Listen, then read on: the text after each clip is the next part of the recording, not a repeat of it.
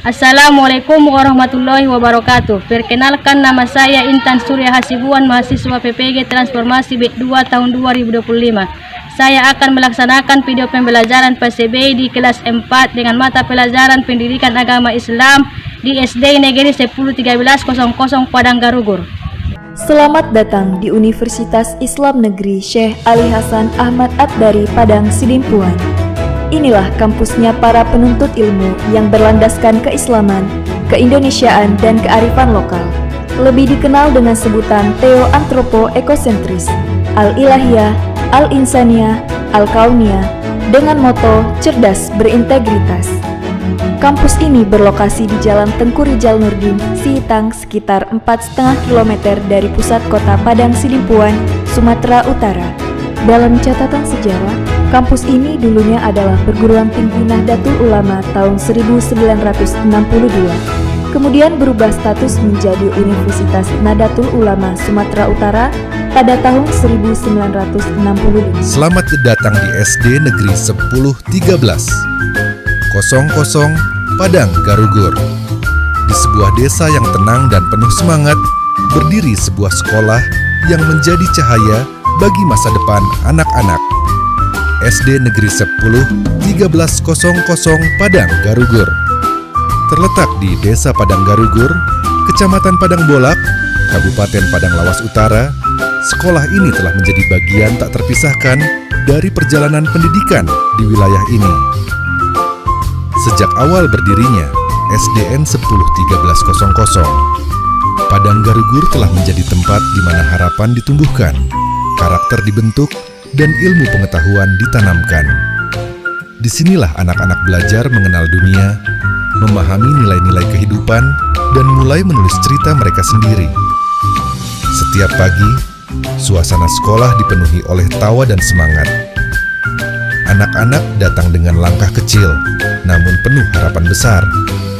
Mereka disambut oleh guru-guru yang bukan hanya mengajar, tetapi juga membimbing dengan hati. Di ruang kelas yang sederhana, proses belajar mengajar berlangsung dengan penuh makna. Guru-guru di SDN 101300 Padang Garugur adalah pilar utama pendidikan. Mereka hadir dengan dedikasi tinggi, mengabdikan waktu dan tenaga untuk membentuk generasi yang tangguh dan berakhlak mulia. Dengan pendekatan yang ramah dan penuh kasih, mereka menciptakan suasana belajar yang menyenangkan dan mendalam. Visi sekolah ini adalah menciptakan peserta didik yang unggul dalam prestasi, berkarakter kuat, dan cinta tanah air. Misi kami mencakup peningkatan mutu pembelajaran, penguatan pendidikan karakter, dan pengembangan potensi siswa secara menyeluruh. Kami percaya bahwa pendidikan bukan hanya tentang angka dan nilai. Pendidikan adalah tentang membentuk manusia seutuhnya yang mampu berpikir kritis, bersikap bijak, dan bertindak dengan hati nurani. Berbagai kegiatan dilakukan untuk mendukung misi tersebut, mulai dari pembelajaran tematik, kegiatan ekstrakurikuler seperti seni tari, musik, olahraga, hingga kegiatan keagamaan dan sosial. Setiap anak diberi ruang untuk berkembang sesuai minat dan bakatnya. Kami juga aktif dalam program kebersihan lingkungan, penghijauan, dan cinta alam. Anak-anak diajak untuk peduli terhadap lingkungan sekitar, belajar menanam pohon, menjaga kebersihan, dan memahami pentingnya hidup sehat. Prestasi demi prestasi telah diraih oleh siswa-siswi kami, mulai dari lomba membaca puisi, cerdas cermat, hingga olahraga tingkat kecamatan dan kabupaten. Setiap pencapaian adalah bukti bahwa semangat belajar dan kerja keras membuahkan hasil. SDN 101300 Padang Garugur juga menjalin hubungan erat dengan orang tua dan masyarakat. Kami percaya bahwa pendidikan yang baik lahir dari kolaborasi yang kuat antara sekolah, keluarga, dan lingkungan. Melalui rapat komite, kegiatan gotong royong, dan program kemitraan, kami membangun sinergi untuk menciptakan pendidikan yang lebih baik. Fasilitas sekolah terus kami benahi, Meski dengan keterbatasan, kami berupaya menyediakan ruang belajar yang layak, sarana pendukung yang memadai, dan suasana yang menyenangkan. Kami berharap ke depan dukungan dari berbagai pihak dapat mempercepat pembangunan dan peningkatan kualitas sekolah ini. Kami juga mengedepankan nilai-nilai lokal dan budaya daerah. Melalui kegiatan seni dan budaya, anak-anak diajak untuk mencintai warisan leluhur dan memahami identitas mereka sebagai bagian dari bangsa Indonesia.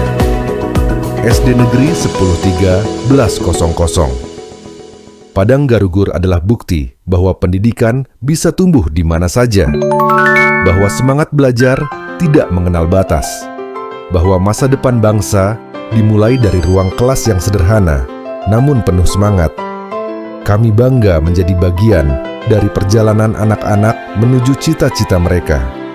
Kami bangga menjadi tempat di mana semangat belajar tumbuh, di mana harapan dibangun, dan di mana masa depan dimulai. Mari bersama-sama mendukung pendidikan. Mari bersama-sama membangun generasi emas Indonesia. Terima kasih telah mengenal kami.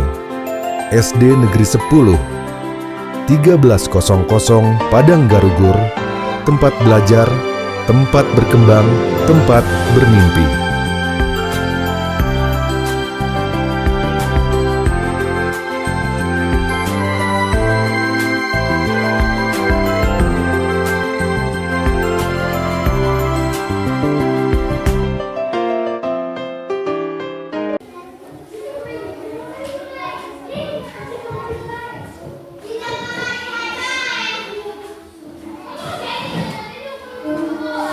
Assalamualaikum warahmatullahi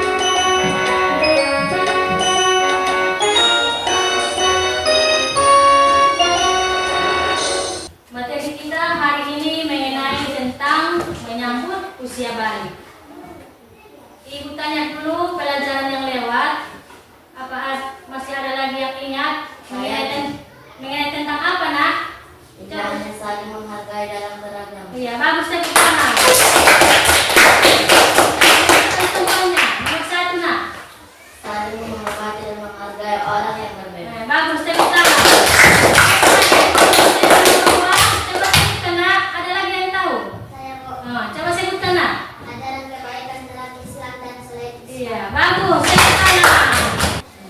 Tujuan pelajaran kita pada hari ini mengenai tentang menyambut usia balik. Arti menyambut usia balik dalam Islam yaitu mempersiapkan diri untuk memasuki masa kedewasaan. Ibu harap anak-anak ibu mampu mengenali tanda-tanda dewasa, baik dia bagi perempuan, baik dia bagi yang laki-laki. Kita semua harus mampu mengenali tanda-tanda dewasa. Di mana situ kewajiban kita pada usia balik mengenai kalau kita sudah dewasa kita harus wajib melaksanakan umpamanya sholat, berpuasa. Sekarang mari kita melihat slide yang ditampilkan di depan kita masing-masing mana. Part 4 mengenai tentang menyambut usia balik. Balik dalam Kamus Besar Bahasa Indonesia memiliki arti cukup umur. Arti balik, tanda-tanda balik pada laki-laki. Tanda arti balik pada laki-laki yaitu yang pertama berubah suara. Dulu waktu kecil suara kita masih baik, suara kita mana suara kita waktu baik? Kecil. Setelah dewasa suara kita besar. Itu termasuk tanda-tanda balik bagi anak laki-laki. Baru contoh nomor 2 bagi anak laki-laki datang tumbuh kumis. Iya kan? Ada di sini yang tumbuh kumisnya? Berarti kalian belum termasuk dewasa. Baru seorang memasuki usia balik dengan dikenakan kewajiban agama atau disebut dengan istilah mukallaf. Kalau kita sudah mukallaf, kita wajib melaksanakan sholat fardu, puasa, dan aurat bagi anak perempuan. Tanda-tanda balik menurut ilmu fikih pertama mimpi basah atau ikhtilam untuk laki-laki. Bagi perempuan haid menstruasi untuk perempuan. Baru berusia 15 tahun untuk laki-laki atau perempuan. Tanda-tanda balik menurut ilmu biologi untuk anak laki-laki suara terdengar semakin keras ataupun besar. Tumbuhnya jakun kan? Ini dimakan jakun kalau kita setelah dewasa. Baru tumbuh kumis, jenggot, rambut dan lainnya. Baru selanjutnya pertumbuhan badan yang semakin besar disertai nafsu makan yang meningkat. Tanda-tanda balik menurut ilmu biologi untuk anak perempuan suaranya terdengar lebih halus. Baru seterusnya tumbuhnya bulu di beberapa bagian tubuh. Seterusnya perubahan fisik pada beberapa bagian tubuh, pinggul dan dada. Seterusnya menstruasi ataupun haid. Tata cara mandi besar wajib. Rukun yang pertama niat. Dalam mazhab Syafi'i niat harus dilakukan bersamaan dengan saat air pertama kali disiramkan ke tubuh. Baru yang kedua mengguyur ataupun membasahi seluruh badan. Saat mandi wajib kita seluruh badan kita bagian luar harus mengguyur air termasuk rambut dan bulu-bulunya. Untuk bagian tubuh yang berambut atau berbulu, air harus bisa mengalir sampai ke bagian kulit dan pangkal rambut atau bulu sehingga tubuh tidak tertempel najis. Tata cara mandi besar wajib. Yang sunnah, ada sejumlah kesunahan yang bisa dilakukan saat melaksanakan mandi junub. Hal ini sebagaimana diungkapkan oleh Imam Al-Ghazali, kitab Budayatul Hidayah. Di antaranya adalah sebagai berikut. Yang pertama, membasuh tangan hingga 3 kali. Baru yang kedua, membersihkan segala kotoran atau najis yang masih menempel di badan. Baru yang ketiga, berwudu dengan sempurna. Kalian mau berwudu nak? Udah mau siapa berwudu? Udah. Baru yang keempat, mengguyur kepala sampai 3 kali. Bersamaan dengan itu, melakukan niat menghilangkan hadas besar. Baru yang kelima, mengguyur bagian badan sebelah kanan hingga 3 kali. Kemudian dilanjutkan dengan badan sebelah kiri 3 kali kan?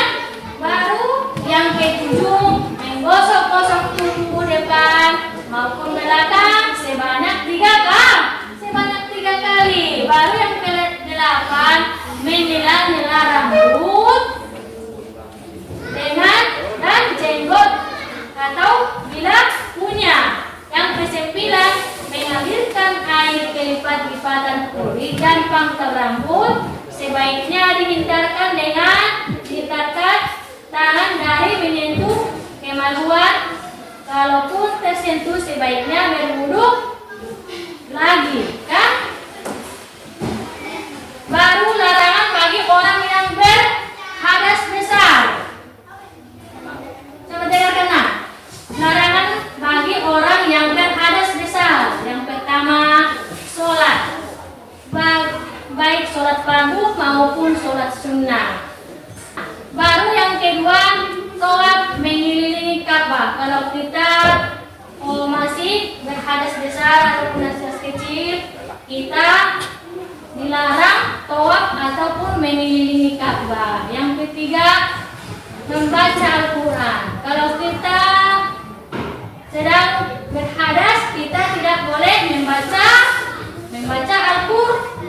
Al-Quran. Baru yang keempat, menyentuh dan membawa Al-Quran.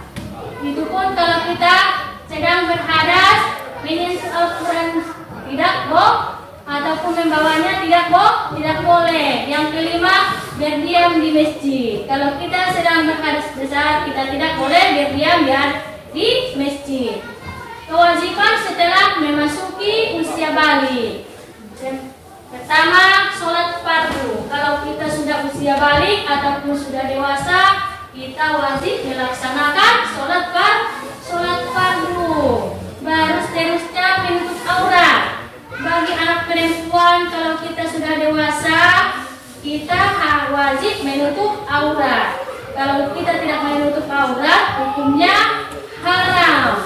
Baru yang ketiga, contohnya mencari ilmu. Kalau kita sudah dewasa, kita wajib menuntut ilmu. Seterusnya, mari kita saksikan tata cara mandi wajib. Mandi wajib ataupun junub adalah diwajibkan ke atas setiap muslim untuk membersihkan dirinya daripada hadas besar. Cara mandi wajib. Niat mandi wajib. Nawaitu raf'al hadathil akbar lillahi ta'ala. Sunat membasuh tangan sebanyak 3 kali, membasuh alat kelamin dari kotoran dan najis, mengambil wudhu sebagaimana biasa, membasuh keseluruhan rambut di kepala, membasuh kepala beserta dengan telinga sebanyak 3 kali, dengan 3 kali menimba air.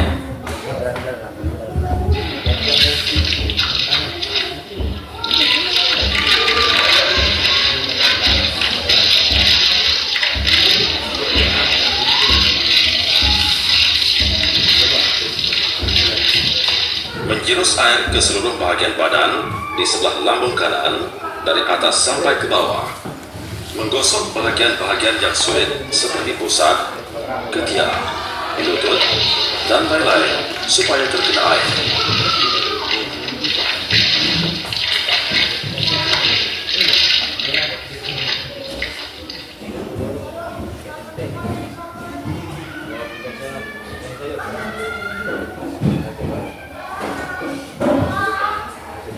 Membasuh kaki.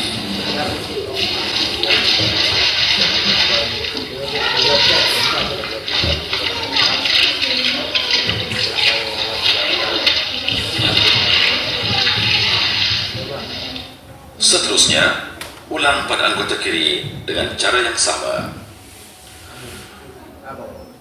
Berdasarkan hadis dari Aisyah radhiyallahu anha, dahulu jika Rasulullah sallallahu alaihi wasallam hendak mandi janabah ataupun junub, baginda membasuh kedua tangannya, kemudian menuangkan air dari tangan kanan hingga ke tangan kirinya, lalu membasuh kemaluannya. Lantas berwudu sebagaimana berwudu untuk salat. Lalu baginda mengambil air dan memasukkan jari jemarinya ke pangkal rambut. Hingga baginda menganggap telah cukup, baginda tuangkan ke atas kepalanya sebanyak 3 kali tuangan. Setelah itu, baginda menggosok seluruh badannya. Setelah kita nonton video yang di atas, mari kita sama-sama dulu mengerjakan kelompok. Kelompok pertama di sini. Kita di belakang. Pertama ya.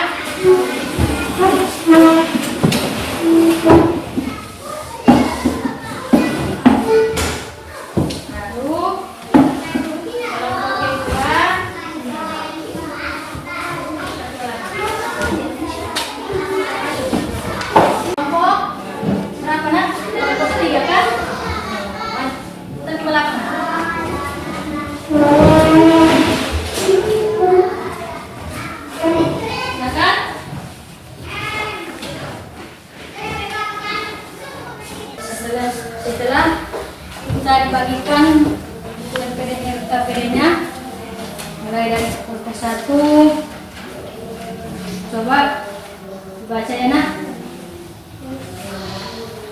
Baru kelompok kedua, coba dia mati ya nak. Ini kesimpulannya. Baru yang bagi kelompok 3, ini tadi kan kesimpulannya. Seterusnya dari kelompok pertama, coba bacakan hasil diskusinya. Kesimpulan hasil diskusi kelompok 1.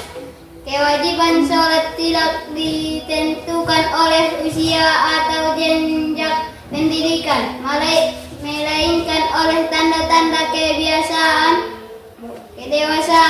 balik yang muncul pada seorang. Oleh karena itu penting bagi anak-anak untuk memahami tanda-tanda balik agar mengetahui kapan mereka mulai memiliki kewajiban agama. Seterusnya dari kelompok kedua, coba bacakan hasil diskusinya nak. Ini hasil diskusi kami dari kelompok 2.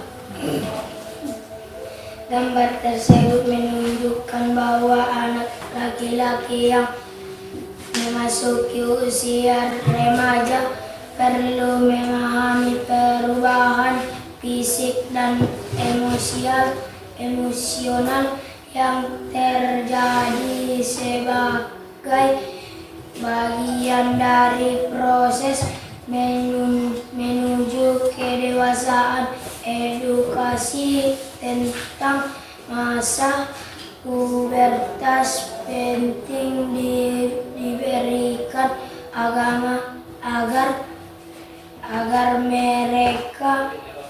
mereka siap secara mental dan spiritual menghadapi tanggung jawab baru, termasuk kewajiban agama dan sosial. Seterusnya dari kelompok ketiga, coba bacakan hasil diskusinya nak. Kesimpulan dari diskusi kami dari kelompok 3. Muhammad tersebut menunjukkan bahwa anak perempuan yang memasuki usia remaja perlu memahami perubahan fisik dan emosional sebagai bagian dari proses menuju kedewasaan. Pemahaman tentang masa balik sangat penting agar mereka siap menjalankan kewajiban agama dan menjaga diri sesuai dengan nilai-nilai moral dan sosial. Sudah. Selanjutnya ada lagi yang mau bertanya dari kelompok 1, ada pertanyaan? Ada Ibu. Coba nak. Apa tanda-tanda dewasa?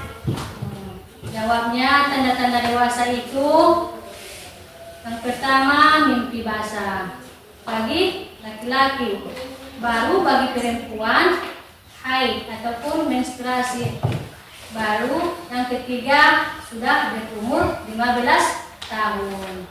Baru dari kelompok kedua ada pertanyaan? Ada Bu. Coba. Apa tanda-tanda balik bagi laki-laki? Tanda balik bagi laki-laki. Yang pertama yaitu suaranya dulu kecil, baru kalau sudah dewasa menjadi suaranya besar. Baru yang kedua contohnya tumbuh apa namanya yang di sini? Ya. Baru yang ketiga tumbuh kumis ataupun jenggot bagi laki-laki kan? Ya, baru dari kelompok ketiga ada pertanyaan nak? Ada Bu. Coba nak. Apa hukumnya bagi muslimah dewasa tidak menutup aurat? Hukumnya bagi perempuan yang tidak menutup aurat, hukumnya haram bagi orang muslim. Kalau kita sebagai orang muslim, anak perempuan, kita wajib menutup aurat. Adapun kesimpulan materi kita pada hari ini, tadi materi kita menyambut usia balik. Tanda-tandanya di sini menyambut usia balik bagi laki-laki. Yang pertama mimpi basah, baru yang kedua suaranya kuat ataupun besar, baru yang ketiga contohnya tumbuh kumis dan yang ketiga baru tanda-tanda dewasa bagi anak perempuan yaitu haid, datang bulan. Baru seterusnya pembahasan kita yang akan datang, materi kita yang akan datang mengenai tentang kisah hijrah Nabi Muhammad SAW ke Madinah. Sampai di sini materi kita hari ini. Ibu ucapkan dengan alhamdulillahirabbil alamin. Cukup sekian dan terima kasih. Assalamualaikum warahmatullahi wabarakatuh.